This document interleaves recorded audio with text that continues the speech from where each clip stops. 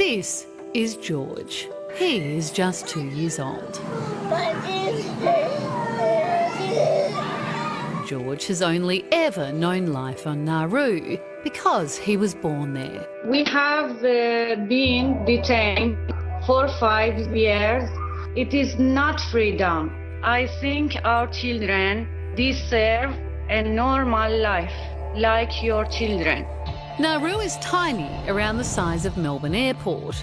Most of the island has been devastated by years of phosphate mining. But for more than 5 years, the Australian government has effectively trapped refugee and asylum seeker families there. Even though the gates are open in the Nauru camp, these children are effectively trapped. There is nowhere to go. There is no safe place to play. These families have been told repeatedly that they won't be resettled in Australia. Last week, it was reported a boy on Nauru is near death. Suffering from extreme stress, he's refused to eat for 2 weeks. He's only 12 years old.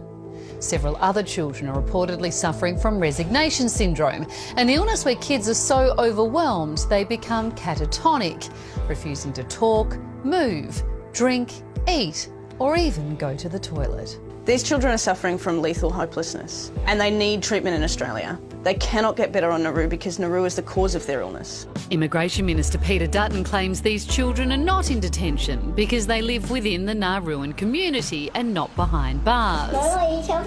Today, a campaign was launched to resettle these kids in Australia or another country by November 20, Universal Children's Day.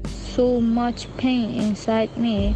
I'm very sad and mentally broken. I just want to turn off my feelings, my sadness, but it's not something I could do. I personally think that no matter if all the people in the world wants us to be free, it is politics that always win. Well, the CEO of World Vision, Claire Rogers, joins us now. Claire, you've got 92 days to get these kids off Nauru if the campaign is to meet its goals.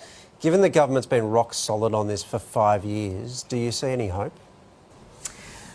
Well, we were very excited by the momentum that came out today. We've already got 10,000 people signed up to the campaign, and we've had a number of politicians express their views in support of the campaign itself. So we think the time is right to raise this in the Australian public's mind and to call on the political system to sort this out.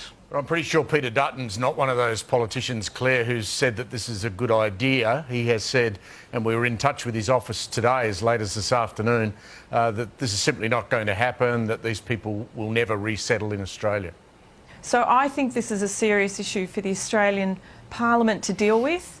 It will require both sides of Parliament.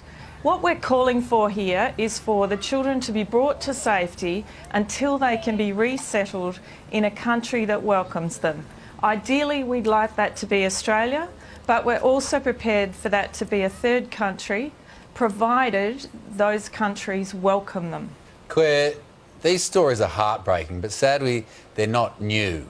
I want to know, do we not know what's going on in Nauru as a country, or do we simply not care?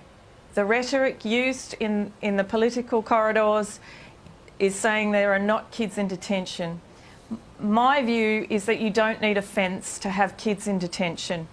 What you do is you put them on an island the size of Melbourne Airport.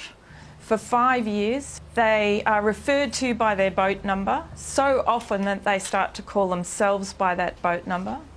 You remove the opportunity for employment and then you change your mind and say, oh no, the gates are open, you can go get a job.